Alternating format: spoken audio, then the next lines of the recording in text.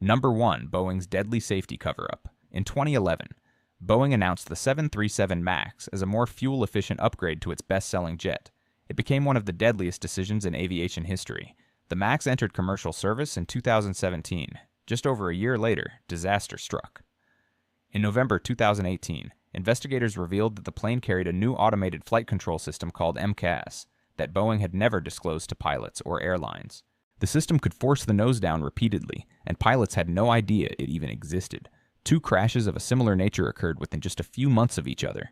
Ethiopian Airlines Flight 302 crashed on March 10, 2019, killing all 157 people on board. Combined with an earlier crash in Indonesia, a total of 346 people lost their lives. Regulators around the world grounded all 737 MAX jets in March 2019. Boeing was later placed under a 3-year probation in order to invest at least $455 million into compliance and safety programs. One of the most trusted names in aviation had chosen profit over people. Number 2. Volkswagen's hidden emissions cheat. Between 2009 and 2015, Volkswagen secretly programmed its diesel engines to activate emissions controls only during laboratory testing. On the road, those same cars were a different story. In real-world driving, the vehicles emitted up to 40 times the legal limit of harmful nitrogen oxide. Volkswagen deployed this cheating software in about 11 million cars worldwide, including 500,000 in the United States. The fraud was not uncovered by regulators. It was caught by university researchers. On September 18, 2015, the U.S. Environmental Protection Agency formally accused Volkswagen of duping emissions tests using so-called defeat devices. Within days, Volkswagen's shares plunged by 40%. Chief Executive Martin Winterkorn resigned, insisting he personally knew nothing. In January 2017, Volkswagen pleaded guilty to 3 U.S. charges, including fraud, agreeing to pay $4.3 billion in civil and criminal fines. A separate settlement worth $14.7 billion was reached with U.S. authorities to compensate nearly 500,000 American drivers. The company that advertised clean diesel had been poisoning the air all along. Number 3. Lehman Brothers' catastrophic collapse. Lehman Brothers started as a humble dry goods store founded by a German immigrant in Alabama in 1844. It survived wars, the Great Depression, and over a century of financial chaos. Nothing prepared it for 2008. By 2008, Lehman had become deeply involved in subprime lending, making risky loans to consumers with low income and poor credit histories. When the U.S. housing market collapsed, those bets turned toxic. After losing 93% of its market value, Lehman Brothers was forced to file for bankruptcy on September 15, 2008. It was the largest bankruptcy proceeding in U.S. history. Approximately 26,000 employees worldwide lost their jobs overnight. The collapse triggered 2 record-breaking days of stock losses. Within 6 months, the broader market had lost more than 50% of its value. A 164-year-old institution gone in a weekend. It became the defining symbol of the worst financial crisis since the Great Depression. Number 4. Enron's billion-dollar lie. In the late 1990s, Enron was Wall Street's golden child. The energy, commodities, and services company held more than $60 billion in assets. It was named one of America's most innovative companies for 6 years running.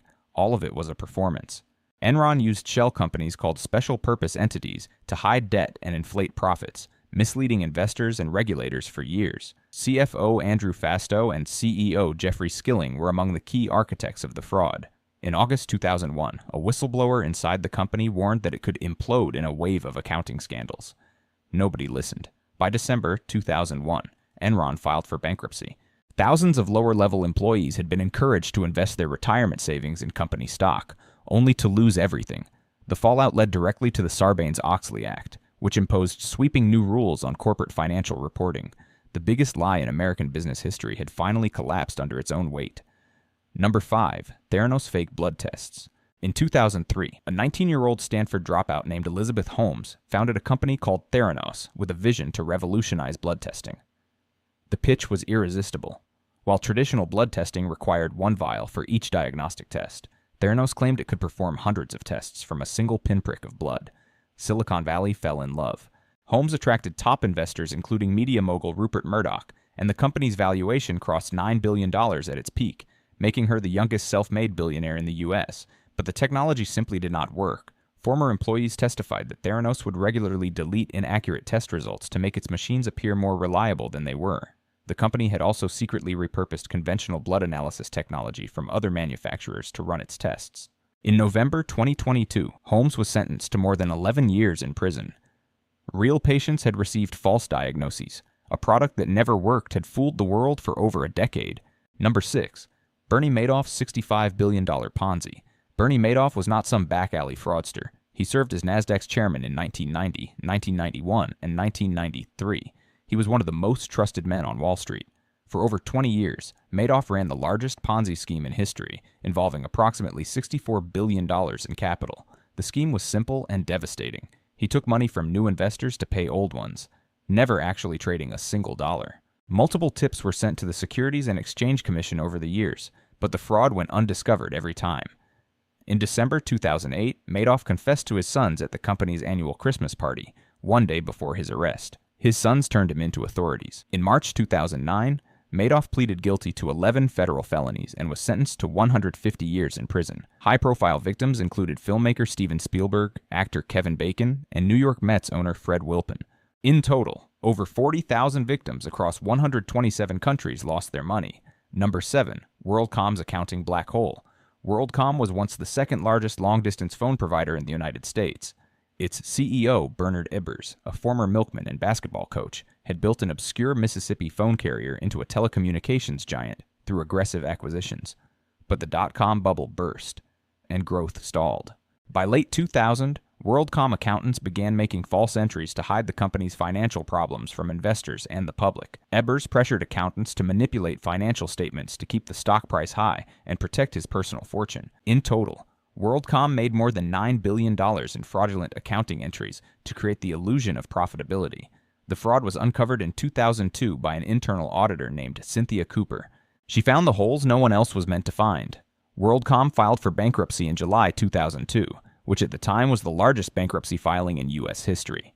Ebbers was found guilty of conspiracy and securities fraud in March 2005 and sentenced to 25 years in prison. One auditor's courage brought down a $180 billion company. Number 8. WeWork's $47 billion meltdown. WeWork had been celebrated as the world's most valuable startup. Co-working spaces did not sound like a trillion-dollar idea. Adam Neumann made it feel like a religion. At its peak, WeWork carried a valuation of $47 billion. Neumann once claimed that the company's value was much more based on our energy and spirituality than it is on a multiple of revenue. Investors believed him. Then in August 2019, WeWork filed its public IPO documents. What investors found shocked them: a business model built on long-term lease obligations with no matching long-term revenue, paired with a CEO spending company money on private jets and lavish parties. Within weeks, the valuation collapsed from $47 billion to under $10 billion. Neumann was ousted as CEO, and the IPO was pulled. More than 12,000 employees lost their jobs, and the stock options they had accepted in place of higher salaries became worthless. In November 2023, WeWork filed for Chapter 11 bankruptcy. Hype, it turned out, is not a business model. Number 9. Purdue Pharma fueled the opioid crisis.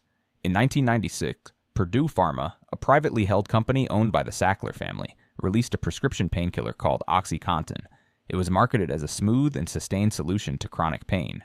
What followed was a national catastrophe. Over the next 2 decades, Purdue aggressively pushed OxyContin sales even as stories of addiction spread across the country.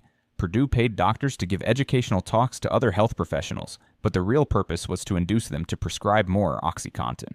One doctor was known by patients as the Candyman and was prescribing extreme doses of OxyContin, yet Purdue sales representatives met with him more than 300 times. From 1999 to 2017, almost 400,000 people died from opioid overdoses across the United States. From 1995 to 2017, Purdue took in $35 billion in total revenue from OxyContin sales alone. During this time, the Sackler family extracted more than $10 billion from the company. In September 2019, Purdue filed for bankruptcy in an attempt to settle thousands of lawsuits over its role in the crisis. A family got rich, and hundreds of thousands of people paid with their lives. Number 10. FTX crypto's greatest fraud. Sam Bankman-Fried launched FTX in 2019. By January 2022, the company was valued at $32 billion. Bankman-Fried bought the naming rights to an arena in Miami, ran Super Bowl advertisements, and had celebrities like Tom Brady and Larry David promoting his platform. He was celebrated as a visionary and a philanthropist. It was all a facade. Bankman-Fried was secretly using billions of dollars in FTX customer funds to plug losses at his separate hedge fund, Alameda Research. In November 2022, A leaked balance sheet revealed that Alameda held a dangerously large amount of FTX's own cryptocurrency token. Panic spread instantly. The entire collapse lasted just 10 days. On November 11, 2022, both FTX and Alameda Research filed for bankruptcy. At the time, the total missing customer funds were estimated at $8 billion. In March 2024, Bankman-Fried was sentenced to 25 years in prison. The golden boy of crypto had stolen his customers' money and spent it on luxury real estate, political donations, and influence.